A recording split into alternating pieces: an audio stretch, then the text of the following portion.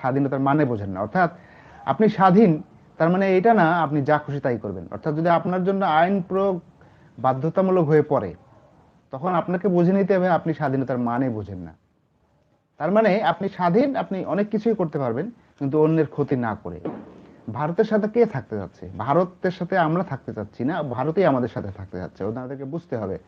কারণ ভারত আমাদের মাথায় তেল দিয়ে রেখেছে যে যাতে এখানে কোনো জঙ্গি গোষ্ঠী আমাদের মাটি ব্যবহার করে ভারতে হামলা না চালায়। তার প্রমাণটা আমি বলি কিভাবে ভারত আমাদের মাথায় তেল দিয়ে কিভাবে রাখে, তার প্রমাণটা ওনাকে বলুন যে ভারতের পররাষ্ট্র দপ্তরে যান, পররাষ্ট্র দপ্তরের ওয়েবসাইট খুলেন, বাংলাদেশের সঙ্গে যে চুক্তিগুলো হয়েছে, শতাধিক চুক্তি এখনো তার অনেকগুলো শেষ হয়ে গেছে, আছে।